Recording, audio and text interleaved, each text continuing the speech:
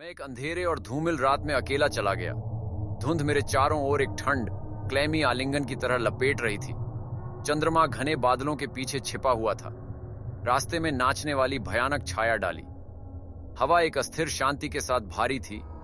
केवल एक उल्लू के दूर के हूंट से टूट गई। मेरा दिल दौड़ गया क्योंकि मैंने जंगल में गहराई से प्रवेश किया। एक अकथनीय बल द्वारा खींचा गया जो मेरे बहुत ही मूल में था। मैं हमेशा उत्सुक था, शायद एक गलती के लिए। ये वह जिज्ञासा थी जिसने मुझे यहां तक पहुंचाया, इस उजाड़ जगह पर, जिसने रहस्य और पूर्वाभास दोनों की हवा पकड़ ली। ग्रामीणों द्वारा कानाफूसी की गई कहानियों ने इन लकड़ियों की एक ज्वलंत तस्वीर चित्रित की। खोई हुई आत्माओं, पुरुषवादी आत्माओं और अकथनीय भयावहता की दास्तां जो मुड़ शाखाओं के नीचे स्थानांतरित हो गई थी। जैसे जैसे मैं जंगल में गहराई से भटकता गया, जमीन असमान होती गई और मेरे कदम लड़खड़ा गए। चुप्पी घुट रही थी और मैं इस भावना को हिला नहीं सका कि अनदेखी आंखें मेरी हर चाल देख रही थी। पत्तियों की हर सरसराहट, एक टहनी की हर तस्वीर मेरी रीढ़ को नीचे भेजती है। मैंने अपने कोट को अपने चारों ओर खींचा, जो मेरी हड्डियों में रिसने के लिए लग रहा था, को दूर करने की कोशिश कर रहा था। आगे का रास्ता दो में विभाजित हो गया और मैं हिचकिचाया, अनिश्चित था कि किस रास्ते पर जाना है। एक बेहोश कानाफूसी हवा पर बहती है। इसे शब्दों के साथ ले जाने से मैं काफी समझ नहीं सका। मेरा दिल मेरी छाती में समा गया और मेरे बेहतर फैसले के खिलाफ मैंने दाईं ओर के मार्ग का अनुसरण किया। आवाज ने मुझे आगे की ओर आग्रह किया। प्रत्येक चरण के साथ हवा ठंडी हो गई और मेरे अंदर एक अशांत भावना पैदा हो गई। पेड़ मेरे आसपास बंद लग रहे थे। उनकी घनी शाखाएं कंकाल की उंगलियों की तरह बाहर तक पहुंच रही थी। मैं एक समाशोधन पर ठोकर खाई और मेरी सांस मेरे गले में फंस गई, जिसने मुझे बधाई दी। एक जीर्ण शीर्ण हवेली मेरे सामने खड़ी थी। इसका एक बार का भव्य मुखौटा अब ढह गया और आईवी के साथ उग आया। इसकी खिड़कियां चकनाचूर हो गईं और चांदनी ने टूटे हुए कांच को नर्वोलेंट आंखों की तरह चमकाया। खाली हॉल के माध्यम से हवा चली गई। इसके साथ अतीत की फुसफुसाहट, बच्चों की हंसी, चांदी के बर्तन का आवरण और लंबे समय से भूले हुए वार्तालापों की गूंज। अपने बेहतर फैसले के खिलाफ मैंने अंदर कदम रखा। मेरे नक्शेकदम पर भव्य प्रवेश द्वार से गूंज रहा था। अंदर की हवा क्षय की गंध के साथ मोटी थी और एक सर्द मेरे भीतर गहरी बस गई। मैं इस भावना को हिला नहीं सका कि मैं अकेला नहीं था, कि अतीत की आत्माएं अभी भी इन दीवारों के भीतर पड़ी हैं। टीजीटी जैसा कि मैंने हवेली की खोज की, मैं एक भव्य सीढ़ी के पार आया जो ऊपर की ओर छाया में गायब हो गया। इसकी दीवारों के भीतर छिपे रहस्यों को उजागर करने के आग्रह ने मुझे आगे बढ़ाया और मैं सीढ़ियों पर चढ़ना शुरू कर दिया। मेरे पैरों के नीचे की लकड़ी का प्रत्येक क्रेक खाली जगह के माध्यम से प्रतिध्वनित होता है, समय बीतने की याद दिलाता है। ऊपरी मंजिल पर वातावरण और भी भारी हो गया और मौन को केवल मेरी सांस लेने की आवाज से रोक दिया गया। दालान मेरे सामने फैला हुआ था, बंद दरवाजों के साथ लाइन में खड़ा था। हर एक अपने स्वयं के अंधेरे रहस्य को धारण करने के लिए लग रहा था। मैंने यादृच्छिक पर एक दरवाजा छूना और धीरे धीरे घुंडी को मोड़ दिया, जिससे अंधेरे में एक कमरे का पता चला। मैंने अंदर कदम रखा और जैसे ही मैं कमरे को रोशन करने के लिए एक रास्ते के लिए लड़खड़ाया, अचानक हवा का झोंका खिड़की से उड़ गया, मेरी मोमबत्ती की छोटी लौ को बुझा दिया। मेरे भीतर दहशत फैल गई और मैं छोड़ने के लिए मुड़ गया, लेकिन दरवाजा एक बल के साथ बंद हो गया, जिसने कमरे के माध्यम से एक झटका भेजा। मैं फंस गया था। अंधेरे में फुसफुसाते हुए मेरे चारों ओर घूमते थे आवाजें, जो एक ही बार में सभी दिशाओं से आती थीं। हवा ठंडी हो गई और मैं अपने साथ कमरे में एक उपस्थिति महसूस कर सकता था, कुछ अनदेखी लेकिन निर्विवाद रूप से। मैं पिछड़ा हुआ था, एक छाया के रूप में। मेरा दिल रेसिंग छाया से उभरा। ये एक महिला थी। उसके बाल लंबे और काले रंग की स्याही के झरने की तरह थे। उसकी आंखें एक दूसरी रोशनी से चमकती थीं। उसने एक फटे हुए गाउन को पहना था जो धुंध की तरह बह रहा था, और उसकी ईथर सुंदरता दोनों मंत्रमुग्ध और भयानक थी। वह कंकाल के हाथ से मेरे पास पहुंची। उसकी उंगलियां मेरी त्वचा के खिलाफ फुसफुसाहट की तरह हिल गईं। तुम कौन हो? मैं बाहर निकलने में कामयाब रहा। मेरी आवाज कांप रही थी। उसके होंठ एक उदास मुस्कान में घुसे हुए थे, जो दांतों को प्रकट करते थे, जो पॉलिश ऑब्सीडियन की तरह चमकते थे। मैं इन लकड़ियों का रक्षक हूं, उसने फुसफुसाते हुए कहा। उसकी आवाज एक भयावह राग है जिसने मेरी रीढ़ को हिला दिया। मैं खोई हुई आत्माओं का संग्रह करता हूं, बुरे सपने का शिकार। मैंने पीछे हटने की कोशिश की। मेरा दिल मेरी छाती में तेज हो गया, लेकिन मेरे पैर मौके पर ही टिक गए। कमरा मेरे चारों ओर बंद होने लगा। दीवारें करीब और करीब से दबाने लगीं, जैसे कि मेरा दम घुटना हो। मैं अपने कानों में अपने दिल की तेज आवाज सुन सकता था। अन्य सभी ध्वनि बाहर डूब रही थी। आप उत्सुक हैं? क्या आप नहीं हैं? उसने कहा। उसकी आंखें कभी नहीं छोड़ती हैं। आपने अंधेरे की तलाश की और अब आपको परिणामों का सामना करना होगा। जैसा कि उसने बात की थी, कमरे को स्थानांतरित करने और समोच्च करने के लिए लग रहा था। दीवारें आकार में पिघल रही थी। फर्श मेरे नीचे झुक रहा था। मैं लड़खड़ा गया। मेरी दृष्टि तैरती हुई, जैसे दुनिया मेरे चारों ओर घूमती है। मैं उसकी हंसी को अपने कानों में गूंजते हुए सुन सकता था, एक भयावह आवाज जो सभी दिशाओं से आती थी। मैंने अपनी आंखें बंद कर लीं।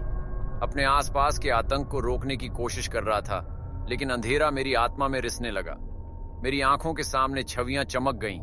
पीड़ा में सामना करना पड़ा, अकथनीय हिंसा के दृश्य और निराशा का घुटन भरा वजन। मैं चिल्लाया, एक मौलिक ध्वनि जो मेरे गले से टकराती है, क्योंकि मैंने महसूस किया कि खुद को रसातल में गहराई से खींचा जा रहा है। और फिर जैसे ही यह शुरू हुआ था, यह बंद हो गया। कमरा अपनी सामान्य स्थिति में लौट आया। दीवारें ठोस और बिना ढंग के। हवा अभी भी और भारी है। मैं अकेला खड़ा था, कांप रहा था और अस्त व्यस्त था। मेरा दिल अभी भी परीक्षा से दौड़ रहा था। महिला चली गई थी, केवल उसकी पुरुषवादी उपस्थिति की सुस्त भावना को पीछे छोड़ रही थी। मैं कमरे से बाहर ठोकर खाई। मेरे पैर कमजोर और अस्थिर थे। हवेली मुझ पर लूम करने के लिए लग रहा था।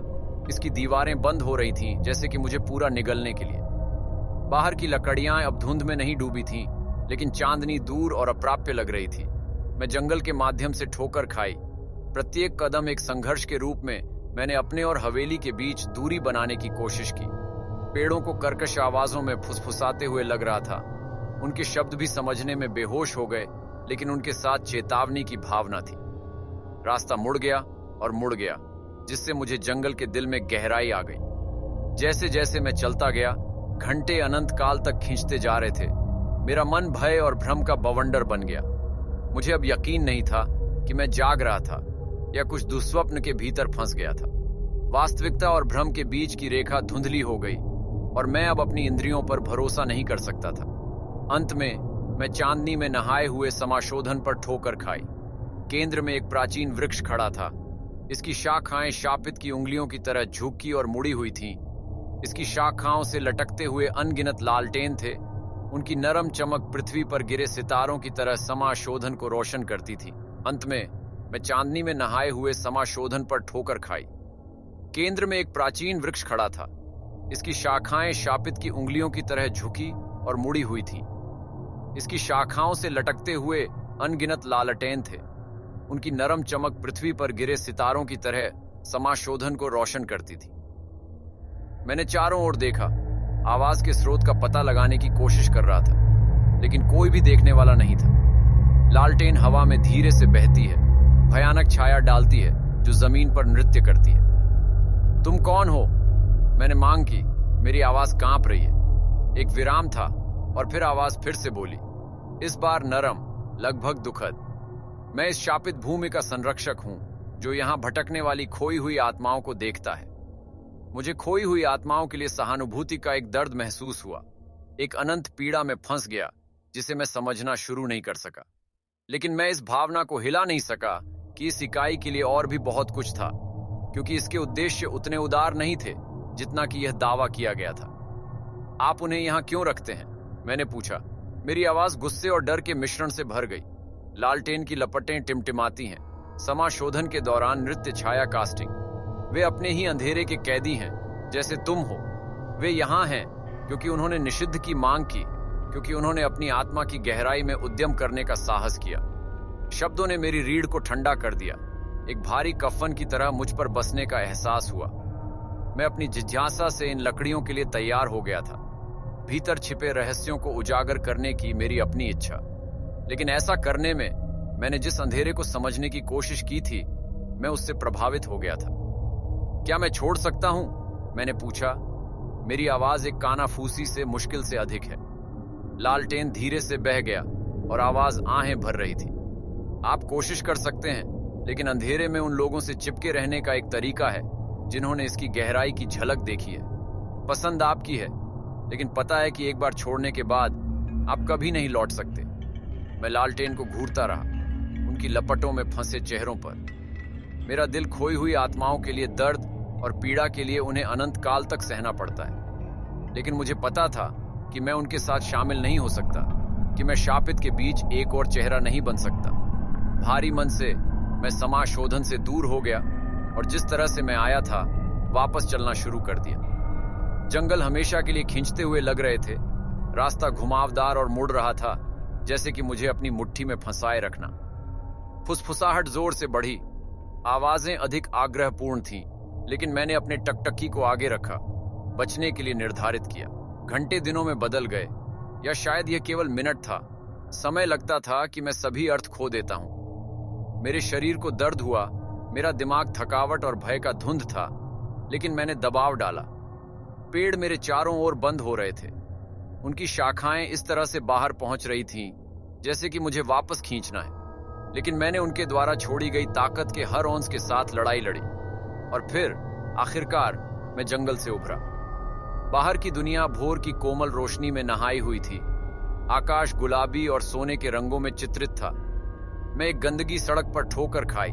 मेरे पैर मेरे नीचे रास्ता दे रहे थे, क्योंकि मैं जमीन पर गिर गया था।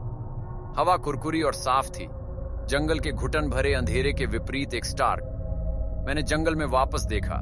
मेरा दिल मेरे द्वारा अनुभव किए गए सभी के वजन के साथ भारी था। मुझे पता था कि मैं एक पुरुषवादी ताकत के चंगुल से बच गया था, कि मैंने ऐसी चीजें देखी थीं जिन्हें कभी नहीं देखा जाना चाहिए, और यह कि मैं उस अंधेरे से पूरी तरह बच नहीं सकता था जिसने मुझे खा लिया था। जैसे ही मैं वहां बैठा, सांस के लिए हांफते हुए, जंगल के किनारे पर एक अकेला लालटेन दिखाई दिया। इसकी लौ ने हवा में धीरे से नृत्य किया, पथ पर एक नरम चमक डाली। मैंने देखा कि यह बह गया, जैसे कि मुझे लौटने के लिए, मेरे सामने आने वाली अनगिनत खोई हुई आत्माओं में शामिल होने के लिए। लेकिन मुझे पता था कि मैं वापस नहीं जा सकता। मैं शापित के बीच एक और चेहरा नहीं बन सका। एक अंतिम सुस्त नजर के साथ मैं लालटेन से दूर चला गया और अंधेरे से दूर, जंगल से दूर, सड़क पर चलना शुरू कर दिया। और फिर भी कोई फर्क नहीं पड़ता कि मैं कितनी दूर चला गया, चाहे मैंने अपने और उन प्रेतवादित लकड़ियों के बीच कितने मील की दूरी तय की। मुझे पता था कि मेरा एक हिस्सा हमेशा उनकी गहराई में फंसा रहेगा। अंधेरे ने मुझे पकड़ लिया था, मेरी आत्मा पर अपनी छाप छोड़ दी थी, और मैं हमेशा के लिए भयावहता का शिकार हो जाऊंगा जो मैंने देखा था। तो मैं चला गया। मेरे नक्शेकदम पर खाली सड़क पर गूंज रहा था, मेरे कंधों पर पिछले भारी का वजन। मेरे आसपास की दुनिया अंतहीन रूप से फैलती दिख रही थी, अनिश्चितता और भय का एक विशाल विस्तार। और जैसा कि मैंने अज्ञात में उद्यम किया, मैं इस भावना को हिला नहीं सका कि अंधेरा वास्तव में कभी पीछे नहीं था, बस दृष्टि से बाहर गुप्त, उस क्षण की प्रतीक्षा कर रहा है जब वह मुझे एक बार फिर से प्राप्त कर सके।